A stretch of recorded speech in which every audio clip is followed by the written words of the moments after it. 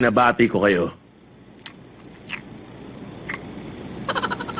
Ang isa sa inyo nakapasalang ng dahil sa swerte. Kaya kung ayaw nyo mauwi yun sa wala, mas mabuting gawin nyo na ang lahat ng magagawa nyo. At hindi yung puro lang yabang. Mula sa oras nito, palagi nyo isaisip ang pagiging bayaning nyo at kumilos kayo ng nararapat. Dapat lang naman dahil ilalagay ang mga mukha nyo sa website ng Hero Association.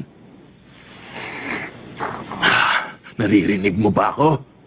Makikita sa buong mundo yung ulo mo na parang golf ball kung ayaw ninyong mapahiya.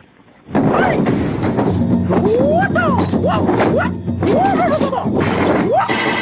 Pangarin ninyong maging magaling na bayani na katulad ko.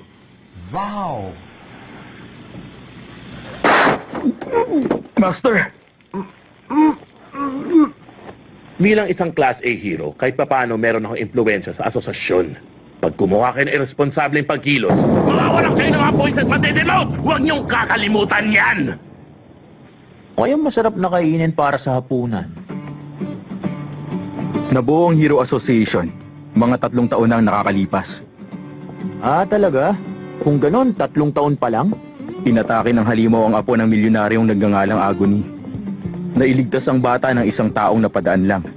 Nang malaman ni Agony ang nangyari, naisip niya ang sistema na to. At ginamit niya ang kayamanan niya at itinayo ang Hero Association. Pero, nakakainip ang seminars nila. Ganun pa man, makikilala na tayo ngayon sa buong mundo. Tayong mga bagong tagapagtanggol. Kaya ngayon, taas noo tayong makakapagtrabaho. Master. Ha? Isa na akong ganap na tagasunod nyo ngayon. Ha? Ituloy mo sana ang paggabay sa akin bilang tagapagturo. Oo. Sige, Master. Magandang gabi. Oo, magandang gabi. Pambihira. Dapat pala hindi ako nagpadalos-dalos sa pagsabing kukuha ko ng tagasunod. Lalo na sa lalaking to. Yung dalawang baguhan ngayon, talaga ba nakapasa sila sa pagsusulit? Ang sama na ugali nila. Nakakainis. Isa akong Class A at rank 38, pero hindi man lang nila ako kilala. Higit sa lahat, hindi nila alam kung paano tumatakbo ang mundo. Mga baguhang walang alam. Matatapos kaagad ang mga yon. Hindi. Ha? Nakakuha ng perfect score si Geno sa written at physical exams. Isa siyang pambihirang rookie para nakakuha kagad ng Class S ranking. At yung isa naman, si Saitama, terrible ang nakuha ang score sa essay. Pero perfect score siya sa physical test. Yun ang dahilan kung paano niya naipasa ang lahat. Kaya lang, bawat activity sa physical exam, sinira niya nang hindi ka panipaniwalang agwat ang mga test record ng Hero Association.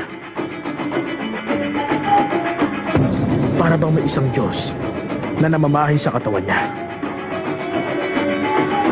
Snake, sa kasulukuyan, nalampasan na ni Genos ang posisyon mo. At si Saitama, hindi magtatagal mapapantayan ka na niya.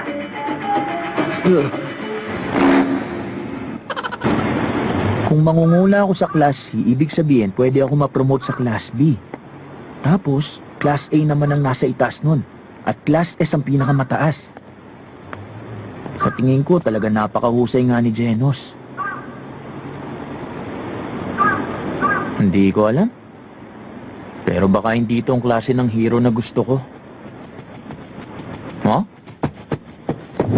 Hindi matapos ang seminar ng mga bagong pasok! Sa business na ito, may isang bagay na tinatawag na rookie crushing. Sa aming mga heroes, marami sa amin ang ayaw na nahihigit ang kami. Kaya tinutulog namin ang mga baguhan. Kagaya nito!